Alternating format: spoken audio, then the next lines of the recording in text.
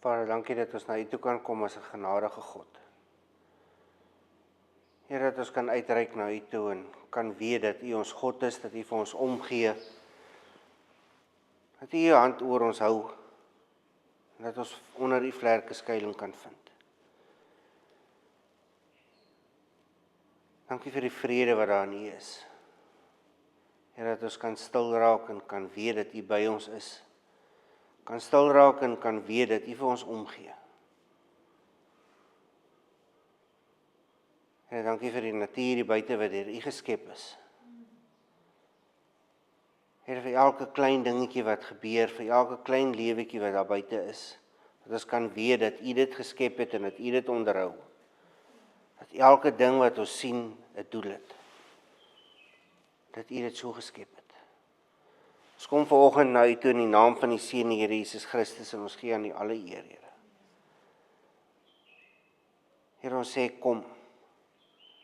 U die pottebakker, ons die klei. Here, kom maak en kom vorm, en kom gebruik soos U wil. Heilige Gees, kom in elkeen van ons en kom vul ons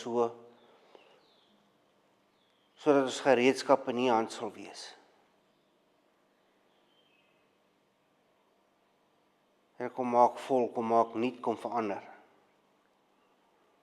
Here, kom bou ons geloof.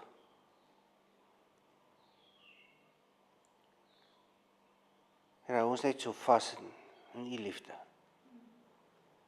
Ons kom vanoggend en ons kom dra ons geliefdes aan U op wat U nie glo nie, wat U wegdruk, wat nie in U glo nie, Here. Here, kom bid vir hulle vir openbarings, vir goddelike afsprake.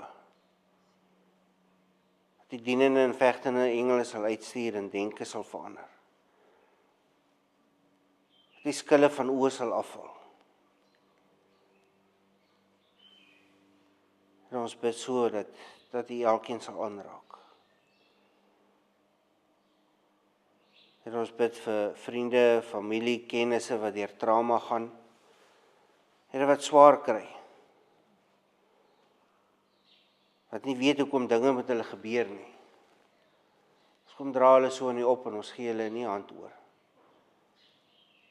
Here, dat U hand hulle sal aanraak. Dat U krag deur hulle sal vloei. Dankie dat ons vanoggend by mekaar kan kom en met U woord kan besig wees, Here. Here, met die woorde wat Johannes neergepen het,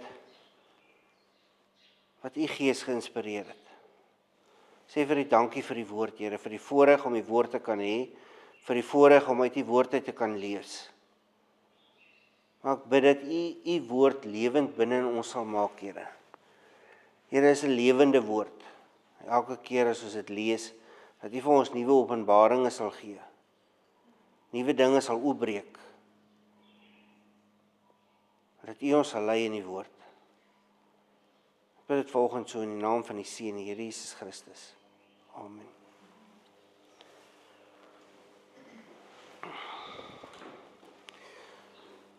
Ons het nou al redelik baie gepraat oor Johannes 3 vers 16, maar ons het ook redelik lanklaas gepraat oor Johannes 3 vers 16.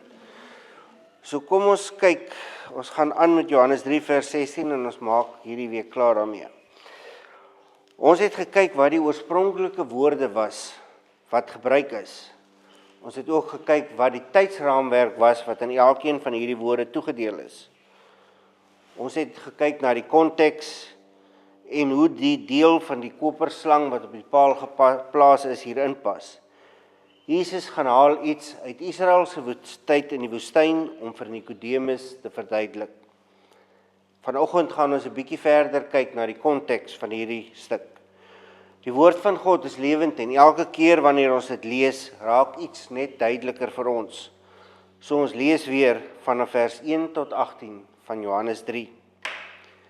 Daar was 'n man met die naam Nikodemus. Hy het aan die party van die Fariseërs behoort en was 'n lid van die Joodse Raad. Een nag het hy na Jesus toe gekom en vir hom gesê: "Rabbi, ons weet dat U 'n leermeester is wat van God af gekom het, want niemand kan hierdie wondertekens doen wat U doen as God nie by hom is nie." Daarop sê Jesus vir hom, dit verseker ek jou, as iemand nie opnuut gebore word nie, kan hy nie die koninkryk van God sien nie. Nikodemus vra hom toe, hoe kan 'n mens gebore word as hy 'n ou man is? Hy kan tog nie vir 'n tweede keer in sy moeder se skoot kom en gebore word nie. Jesus het geantwoord, dit verseker ek jou, as iemand nie uit water en gees gebore word nie, kan hy nie in die koninkryk van God kom nie. Wat uit die mens gebore is mens, en wat uit die gees gebore is gees. Moenie verbaas wees dat ek vir jou gesê het, julle moet opnuut gebore word nie. Die wind waai waar hy wil. Jy hoor sy geluid, maar jy weet nie waar vandaan hy kom en waarheen hy gaan nie. So gebeur dit, dat elkeen wat uit die gees gebore is. Nikodemus sê vir hom, maar hoe is dit moontlik? En Jesus antwoord hom, jy is die bekende leermeester van Israel, en jy verstaan dit nie? Dit verseker ek jou, ons praat oor wat ons weet, en ons getuig oor wat ons gesien het, en tog aanvaar julle nie ons getuienis nie. Ek het julle van die aardse dinge vertel, en julle glo dit nie. Hoe sal julle glo, as ek julle van die hemelse vertel? Niemand op die aarde was al in die hemel nie, behalwe hy wat uit die hemel gekom het, naamlik die Seun van die mens. Moses het die slang in die woestyn hoog op 'n paal gesit, so moet die Seun van die mens verhoog word, sodat elkeen wat in hom glo, die ewige lewe kan hê. God het die wêreld so lief gehad, dat hy sy enigste Seun gegee het, sodat die wat in hom glo, nie verlore sal gaan nie, maar die ewige lewe sal hê. God het nie sy Seun na die wêreld toe gestuur om die wêreld te veroordeel nie, maar sodat die wêreld deur hom gered kan word. Wie in hom glo, word nie veroordeel nie. Wie nie glo nie, is reeds veroordeel, omdat hy nie in die enigste Seun van God glo nie. Ons lees tot daar. Jesus praat nou met Nikodemus, met die leermeester van Israel. Hy ken die Ou Testament en hy leer ander oor die Ou Testament. Nikodemus is 'n baie belangrike leermeester in Israel. Op ander kere word na hom verwys as die leermeester van Israel. Jesus vertel nou vir hom dat dit Moses was met die koperslang, van wat Moses met die koperslang in die woestyn gedoen het. En dit wat Moses met die koperslang gedoen het, dit gaan ook met hom gebeur. Jesus gaan op 'n paal op 'n koppie opgelig word, sodat almal hom kan sien. Op hierdie stadium was Nikodemus reeds oud, maar ons weet hy het gesien toe Jesus op die kruis opgelig is, om vir almal om te sien. Die gebruikelike manier daardie tyd was dat kriminele wat aan die kruis gesterf het, in die vallei van Gehenna gegooi was. Dit was aan die suide van Jerusalem, net buite die Dankgate. Dit is daar waar al die vuilgoed en die riool van Jerusalem beland het.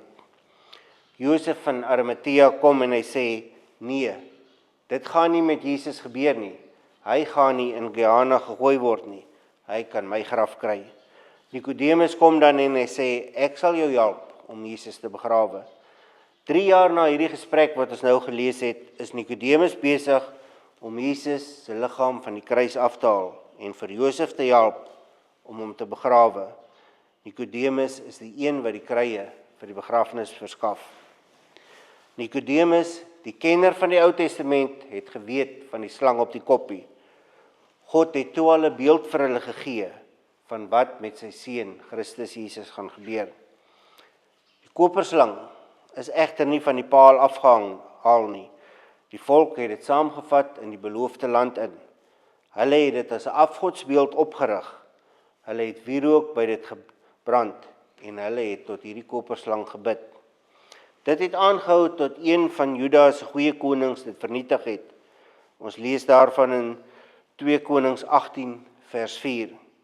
Hizkia het die hoogtes laat verwoes, die klippilare laat stukkend slaan en die gewyde pale laat afkap.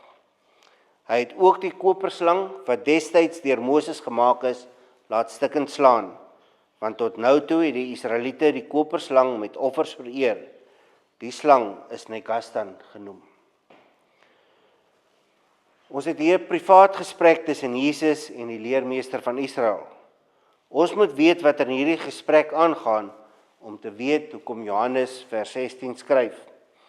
Terwyl die ander 3 evangelies gaan oor Jesus se publieke gesprekke, bevat Johannes heelwat van sy privaat gesprekke. En wat ons hier het, is 'n privaat gesprek met Nikodemus. Nikodemus kom die nag na Jesus toe. Hierdie akademikus, die een wat al die antwoorde moet hê, kom na Jesus toe in die nag. Hy kan nie bekostig dat sy volgelinge sien dat hy kom antwoorde soek by Jesus nie. Hy kom want hy besef Jesus het iets wat hy nog nie teëgekom het nie. Hy besef die autoriteit en die krag van Jesus wat Jesus uitgestraal het toe hy die tempel skoongemaak het. Dis iets wat hy nie gehad het nie. Dis iets wat Nikodemus na streef. En hy kom soek die antwoord by Jesus. Waar kry Jesus hierdie krag en autoriteit? Nikodemus sien dat die gewone mense na Jesus stroom en na hom luister en dat hulle hom verstaan. Nikodemus het al hierdie kennis gehad. Hy het die volgelinge gehad, maar hy het nie die autoriteit en die krag van Jesus gehad nie. En hy kom na Jesus toe om te vind dit waar hy tekort skiet. Hy verklaar dan sommer ook dat God by Jesus is. Jesus weet die leermeester van Israel, dat die leermeester van Israel by voor hom sit. En hy begin by die koninkryk van God. Wat beteken dit? Dit gaan oor hoe God regeer. Dit gaan oor die krag van God. Dit gaan oor die autoriteit van God. Jesus beweeg egter vinnig verder na die krag van die Heilige Gees. Dis hier waar Nikodemus tekort skiet. Dit was waaroor Nikodemus nie kon leer nie, want die Heilige Gees was nie in hom nie. En hy het self nie die Heilige Gees geken nie. Nikodemus ken nie die koninkryk van God nie. Hy ken nie die Heilige Gees nie. En Jesus vertel vir hom dat hy van voor af moet begin. Nikodemus verklaar, hy is te oud. Hy kan nie van voor af begin nie. Hy is gevestig in sy weë. Hoe moet hy dit nou regkry om te verander? Jesus sê vir hom, jy moet weer by die begin begin. Jy moet van voor af begin. Hoe doen 'n ou man dit, is die vraag. Hoe verander jy jou hele leefwyse en denke? Jesus antwoord, jy begin met water en gees. Die direkte Griekse vertaling sou lees, tensy iemand nie uit water en gees gebore is nie, kan hy nie eers die koninkryk van God sien nie. Nou almal wonder en praat oor wat dit kan beteken. Wat bedoel Jesus hier wanneer hy sê dat ons uit water en uit gees gebore moet word? Die eenvoudige antwoord is dat ons gebore word in die koninkryk deur die doop in water en die doop met die Heilige Gees. Ons kan nie uit iets kom as ons nie eers daarin gesit is nie. Dit is nie die raad vir hoe Nikodemus die nuwe fase in sy lewe en bediening moet begin nie. Dit is ook hoe Jesus se bediening self begin het. Vir 30 jaar het Jesus geen wondertekens gedoen nie. Hy kon tafels maak en hy kon stoele maak, maar hy het nie wonderwerke gedoen nie. Jesus het nie wonderwerke gedoen as die Seun van God nie, maar as die Seun van die mens, gevul met die Heilige Gees. Jesus verklaar op 'n keer dat as hy demone uitdryf deur die krag van die Heilige Gees, dan is die koninkryk van God nou tussen die mense. Jesus het sy krag en autoriteit van die Heilige Gees gekry. Dit is Lukas wat vir ons skryf hoe die Heilige Gees op Jesus gekom het, die oomblik toe hy uit die water gekom is na die dood. Jesus se bediening het net na dit begin. Dit is ook hoekom mense na hom gekyk het en gevra het, maar is dit dan nie die skrynwerker se seun nie? Ons het hom nooit die dinge sien doen wat hy nou gedoen het nie. Hoe is dit dan nou moontlik dat hy hierdie dinge doen? Nikodemus en die Fariseërs sou nie deur Johannes die Doper gedoop gewees het nie. Jesus sê vir hom, om 'n bediening soos ek te hê, is dit presies waar jy moet begin. Die laaste aand voor Jesus opvaar na die hemel sê hy, die werke wat julle my sien doen het, sal julle ook doen en nog meer. Dit sal gebeur wanneer die Heilige Gees oor julle kom. Wat uit die vlees gebore word is vlees. Dit het nie die krag en die autoriteit van die Heilige Gees nie. Wanneer ons egter uit die Gees gebore word, is ons gees. Die Gees kan nie gemanipuleer word nie. Die Gees is soos die wind. Ons weet nie waar dit vandaan kom nie, en ons weet nie waarheen dit op pad is nie. Ons weet egter wanneer die wind waai, ons voel dit, en dit het 'n effek op ons. Jesus sê die Gees is soos die wind. Ons weet nie waar dit vandaan kom nie, ons weet nie waarheen dit gaan nie, maar ons sal weet wanneer dit ons bereik. Dit sal 'n impak op ons lewens hê. Dan vra Jesus 'n ongemaklike vraag. Die mense van Israel kyk op na Nikodemus om hulle te leer, maar hy ken en verstaan nie hierdie eenvoudige begrippe nie. As hy nie eers hierdie eenvoudige aardse begrippe verstaan nie, hoe kan Jesus nog met hom praat oor die hemelse begrippe? Niemand het hemel toe gegaan om die begrippe te verstaan en te kom verduidelik nie, maar Jesus wat voor Nikodemus sit, het uit die hemel gekom en die hemelse waarhede saam met hom gebring. Dit bring ons dan by Nikodemus se derde vraag. Wat was sy vraag? Vraag 1, hoe kan ek 'n leermeester soos u wees? Vraag 2, hoe kan 'n ou man oorbegin? Vraag 3, hoe is dit moontlik? Dis hier waar Jesus vir Moses en die slang op die paal inbring. Die slang waarna almal wat gebyt is moet kyk om genesing te ontvang. Hoekom bring Jesus dit hierin? Die Heilige Gees kan nie 'n invloed op ons lewens hê, op ons bediening hê, as ons nie in Jesus glo nie. Ons moet eers die kruis verstaan. Dit is wat die wat die kruisdood verstaan, wat by die kruis gekom het, en die een wat glo wat daar gesterf het, die een wat na 3 dae weer opgestaan het. Dit is wanneer die een wat glo die Heilige Gees ontvang, wat ware verandering ondergaan word. In Johannes 3 kry ons 'n opsomming van die gesprek wat Jesus met Nikodemus gehad het. Ons sien hoe Jesus hom lei tot die besef van geloof en die besef van die Heilige Gees. Dit bring ons nou by 'n punt waar ons aan al geraak het, maar wat ons vir later gebeure het. Is vers 16 deel van hierdie gesprek wat Jesus met Nikodemus gehad het, of is dit iets wat Johannes later bygeskryf het? Vers 14 en 15 is beslis Jesus se woorde, maar wat van vers 16? Wanneer ons na 'n spesifieke vers in die Bybel kyk, is daar 3 dinge wat ons self moet afvra. Wie het dit gesê? Vir wie is dit gesê? En waarom is dit gesê? 'n Mens kry die rooi letter Bybels met Jesus se woorde wat in rooi gedruk is. In van die vertalings eindig die rooi letters in hierdie gedeelte by vers 21. Die New International Version gee egter 'n voetnota by wat sê dat sommige ontleeders voel dat dit by vers 15 moet stop. Kom ons kyk na 5 redes hoekom die gesprek met Nikodemus by vers 15 stop. Eerstens het ons aan die einde van vers 15 en 16 'n onnodige herhaling wat nie deel van Jesus se manier was om goed te verduidelik nie. Die 2 verse eindig basies op dieselfde manier. Tweedens, ons het gepraat oor die woord voor aan die begin van die vers. Dit was daar om die vorige vers te verduidelik. Ons kry ook nie normaalweg dat Jesus homself op die manier verduidelik nie. Derdens, tot by vers 15 kry ons persoonlike voornaamwoorde, ek en jy. Van vers 16 af gaan dit oor na die derde persoon. Die persoonlike aard van die gesprek het gestop.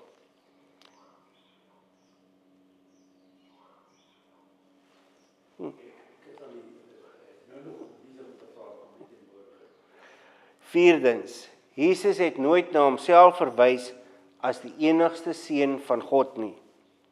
Hy het na homself verwys as die seun van die mens. Kyk na vers 14 en 15. Hoekom sal hy die manier hoe hy na homself verwys verander in vers 16? Vers 16 is die manier hoe Johannes na Jesus verwys deur die evangelie. Die 5de en belangrikste punt, in vers 15 het die kruis nog nie gebeur nie. In vers 16 het die kruisdood van Jesus reeds gebeur. Vers 15 praat Jesus met Nikodemus oor die kruis wat op pad is. In vers 16 het die kruis reeds gebeur. Vers 16 en verder is dus Johannes se kommentaar oor die gesprek wat Jesus met Nikodemus gehad het. En hierdie kommentaar is geskryf vir gelowiges binne in die kerk. Nie Jesus of sy apostels het ooit oor die liefde van God gepraat met ongelowiges nie. Indien vers 16 Jesus se woorde was, sou hierdie die enigste uitsondering gewees het. Dit is dan die rede hoekom ons ook anders moet kyk na vers 16, as wat dit gewoonlik hanteer word. Vers 16 is nie geskryf vir ongelowiges nie. Ons het die brief van Johannes, die evangelie van Johannes genoem, maar soos ons daardeur werk, sal ons sien dat hierdie brief nie vir ongelowiges geskryf is nie. Markus en Lukas is die evangelies wat geskryf is en gerig is aan ongelowiges, maar nie Matteus en Johannes nie. Hulle is vir die kerk, vir die gelowiges geskryf. Johannes was die apostel wat die oudste geword het. Al die ander is doodgemaak vir hulle geloof. Op hierdie stadium wat hy hierdie brief skryf, is hy baie oud. En hy skryf hierdie brief met 'n spesifieke doel. Hy skryf nie oor wat Jesus gedoen het nie, nie oor wat Jesus gesê het nie. Nee, Johannes skryf oor wie Jesus was. Johannes is die storie van 'n persoon en nie die storie oor 'n persoon se werk nie. Ons het dit gelees in Johannes 20 vers 30 tot 31.